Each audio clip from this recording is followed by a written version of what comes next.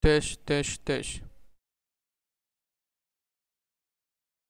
A'udzu billahi minasyaitonir rajim. Bismillahirrahmanirrahim. Assalamualaikum warahmatullahi wabarakatuh. Innal hamdalillah wa syukra lillah wassalatu wassalamu ala Rasulillah. Rabbi shrah li sadri wa yassir li amri wahlul 'uqdatam min lisani yafqahu qawli, amma ba'du.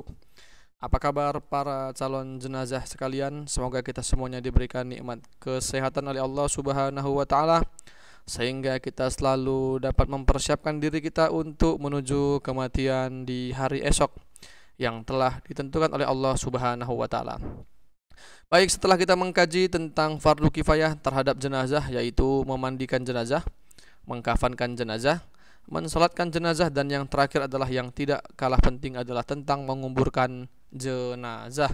Walaupun hanya segelintir orang saja yang mengerjakannya, tapi ini mungkin bisa jadi pedoman bagi kita semuanya untuk dapat melaksanakan penguburan kepada jenazah sesuai dengan syariat-syariat dan yang sering kita lakukan. Baik, sebelumnya kita memulai dari hadis Nabi Muhammad SAW. An Abi Hurairah qala sami'tu Rasulullah sallallahu alaihi wasallam yaqul asri'u bil janazah fa in kanat salihatan qarrabtumuha ilal khair wa in kanat ghairu dzalika kana syarran tad'unahu an riqabikum. Yang artinya, bercepat-cepatlah kalian membawa jenazah, karena bila jenazah itu dari orang yang soleh, berarti kalian telah mempercepat kebaikan untuknya. Dan jika tidak, jika jenazah bukan orang yang soleh, berarti kalian telah menyingkirkan kejelekan dari pundak kalian. Hadis riwayat di sini Muslim, tapi di sini Bukhari. Tapi ini hadis sahih ya.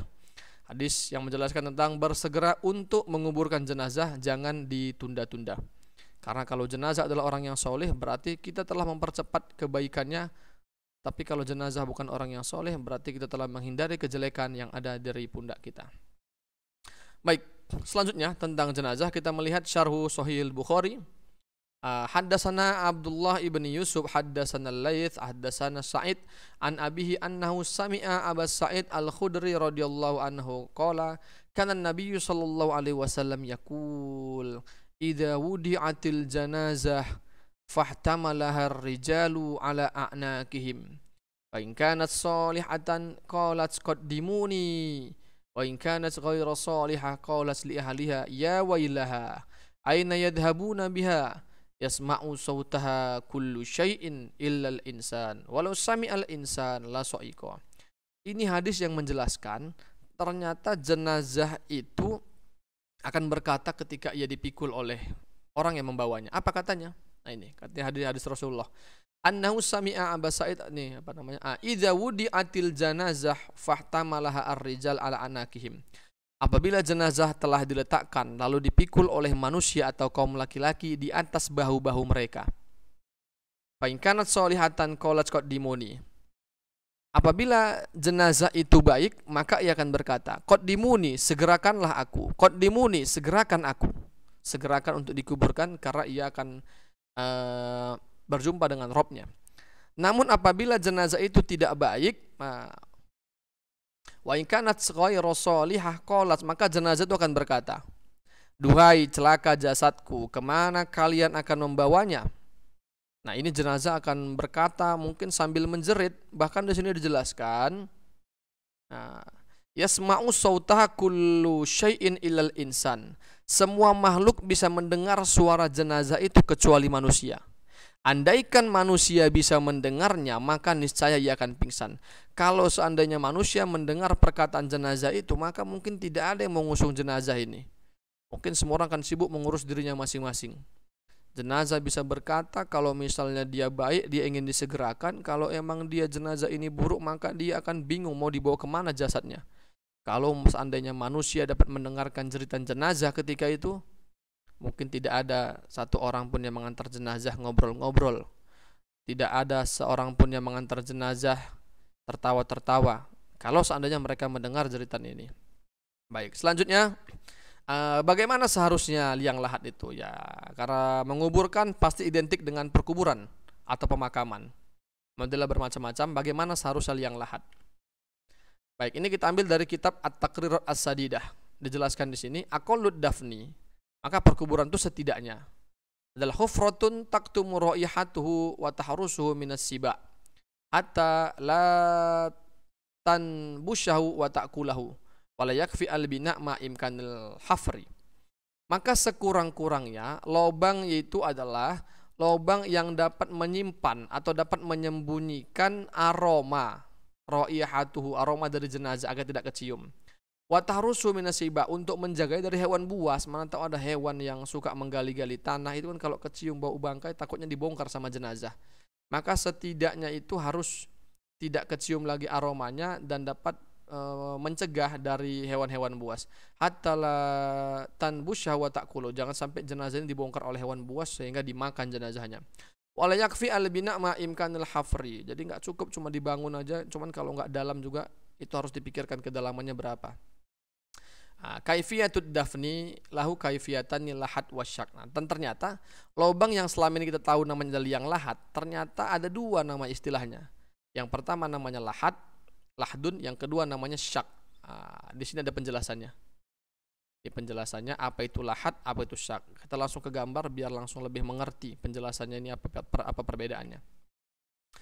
Nah, biasakan perkuburan seperti ini.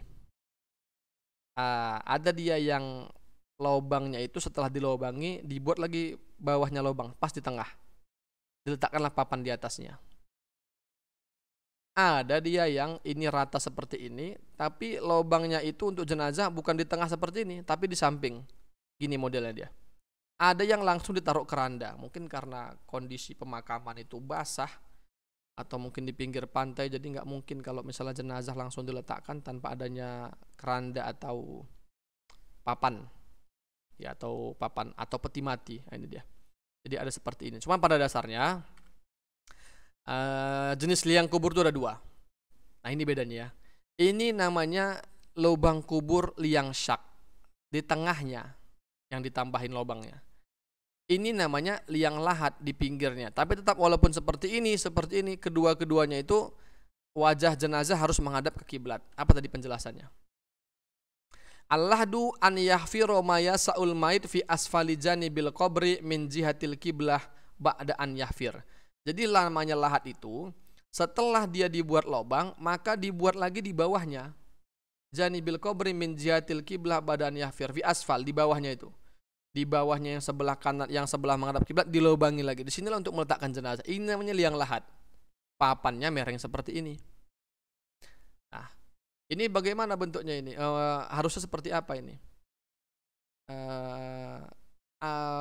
Kodro qomatin wabisto, yani arba'i azru wa nisuf. Sekurang-kurangnya lubang dalamnya ini adalah 4 ziro setengah. 1 ziro itu kira-kira 30 cm. Berarti kalau 4 ziro itu 120 cm, kalau setengah berarti 135 cm. Setelah 135 cm, maka ditambahi lubangnya di sini. Ini juga demikian, ditambahi lagi lubangnya. Nah, kalau yang lahat seperti ini dia. Ini lahat nih ya. Yang di samping ditambahi lubangnya. Afdol minas syak. Ini lebih afdol daripada yang syak. Kalau seandainya tanahnya keras. Seperti di Madinah. Jadi kan tanahnya keras bisa dibuat seperti ini. Kalau tanahnya gembur dibuat seperti ini, yang ini takutnya jatuh ke bawah ini.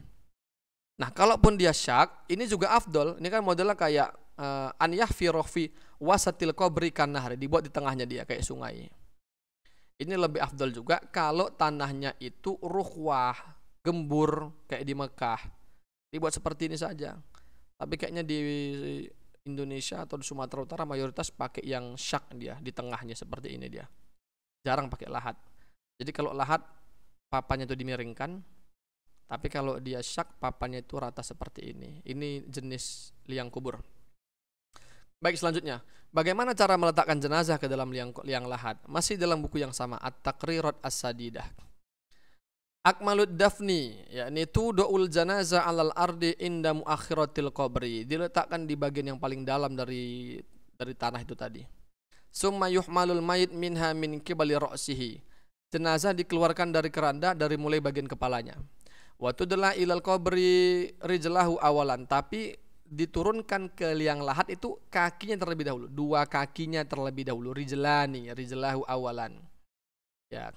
Wa yud'u birifqin ala janbil aiman nadban mustaqbilal kiblah bisodrihi wujuban. Jadi diturunkan secara rifqin dengan pelan-pelan.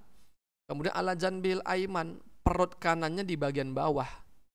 Nah, jadi kalau perut kanan di bagian bawah, maka ketika mengkafankan jenazah, ikatan talinya itu diletakkan di bagian sebelah kiri. Jadi ketika jenazah sudah diletakkan di kanan, tangan kanannya di bawah, maka gampang dibuka ikatannya. Jadi diletakkan yang bawah itu adalah janbil aiman, perutnya yang sebelah kiri, yang sebelah kanan, menghadap kiblat. Nah, wa yaqulul ladzi yulhiduhu, dan orang yang berada di liang lahat ketika menerima jenazah, ini bacaannya. Ini orang yang ada di liang lahat.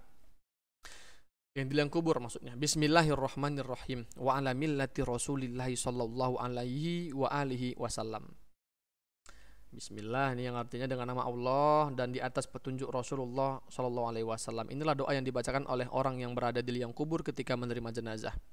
Wa yahullu isabatal kafni allati inda ra'si, maka dibukalah ikatan yang ada di kepalanya tadi, di kepala si jenazah. Wa yakshifu khaddahul aiman, maka dibukalah pipinya di bagian sebelah kanan, berarti yang langsung menyentuh sama tanah. Wa yad'u ala turabi, maka pipi sebelah kanan menyentuh langsung dengan tanah.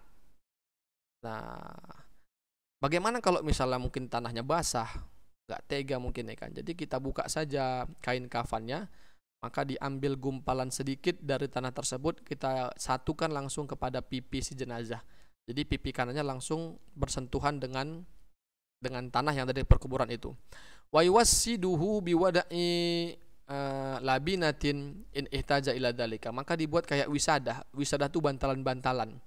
Biasa kita buat itu tanah yang dibulat-bulatin untuk menopang badannya agar tidak jatuh kanan, jatuh kiri. Jadi emang dia miring menghadap ke kiblat.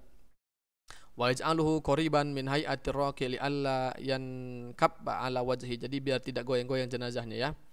Nah, ada juga jenazah itu yang diazankan kemudian diikomatkan tapi dengan suara yang pelan. Summa yu'adzin wa yuqimu biduni raf'i sautin, tidak dengan suara yang kuat. Ini mesti ikhtilaf ya. Adapun yang diazankan atau diikomatkan kita tidak membahas seperti yang bahas ini, cuma cara menurunkannya saja. Kemudian summa yasuddu futhal qabri liman ihalatat turab alaihi. Ketika ingin menguburkan jenazah, maka dikasih papan lah dulu. Jadi biar tanah perkuburan tidak langsung menyentuh jenazah, liyamna ihalatat turab alaihi. Dikasih papan, atau kadang biasa udah dikasih papan ketika tanahnya mau diturunkan dilapis pakai tikar atau pakai terpal. Summa yulakkinahu, kemudian jenazah ditalkinkan. Wa yahthu man dana minal qabri salasa hasyat biyadaihi. Biasa juga ditaburkan bunga 3 kali di atasnya itu. Cuman itu pun berbeda pendapat ya. Cuman jenazah setelah selesai perkuburannya maka jenazah ditalkinkan. Bagaimana talkin kepada jenazah? Nah, bahasanya banyak sekali macam-macam. Ini mungkin yang sering dibacakan, izin saya membacakannya. Bismillahirrahmanirrahim. Kullu nafsin dha'iqatul maut. Wa innama tuwaffawna ujurakum yaumal qiyamah. Faman zuhziha 'anil nari wa udkhilal jannah faqad faza. Wa mal hayatud dunya illa mata'ul ghurur. Ya Abdullah, ya ibni amatillah, atau misalnya namanya Abdullah bin Ibrahim. Ya Abdullah ibni Ibrahim. Udhkuril ahda alladhi kharajta alaihi min darid dunya atau minat dunya wa huwa syahadatu an la ilaha illallah wa anna muhammadar rasulullah wa annal jannata haqqun wa annan nara haqqun wa annal ba'sa atau bi'sa haqqun wa anna sa'ata atiyatun la raiba fiha wa anna allaha yub'atsu man fil kubur wa annaka radita billahi rabba wa bil islami dina wa bi muhammadin nabiyyan wa bil qur'ani imaman wabil ka'bati kiblatan wabil mu'minina ikhwanan fa idza ja'aka al malakanil muwakkilani bika fala yuz'ijaka wala yur'ibaka fa innahuma khalqun min khalqillahi ta'ala fa idza atayaka wa ajlasaka wa sa'alaka faqul lahumā rabbi Allah wa dini al islam wa muhammadun nabi wal qur'anu imami wal ka'batu kiblati wal muslimuna ikhwani. Kemudian diakhiri dengan kata-kata Tabbatakallahu bil qawli tsabit 3 kali. Tabbatakallahu bil qawli tsabit, tabbatakallahu bil qawli tsabit. Yutsabbitullahu alladhina amanu bil qawli tsabit fil hayatid dunya wa fil akhirah. Dan biasanya diakhiri dengan Bismillahirrahmanirrahim. Ya ayyatuhan nafsul mutmainnah, irji'i ila rabbiki radiyatan maradiyah, fadkhuli fi ibadi wadkhuli jannati. Ya, inilah bacaan talqin yang biasa dibacakan. Apakah ada bacaan lain? Oh, banyak, mungkin beda versi. Cuma ini hanya satu dari beberapa versi yang bisa saya bacakan. Inilah mungkin ketentuan dari tata cara menguburkan jenazah serta doa-doanya. Mudah-mudahan bermanfaat bagi kita semuanya. Dan saya akhiri dengan wabillahi taufiq wal hidayah war ridho wal inayah. Wassalamualaikum warahmatullahi wabarakatuh.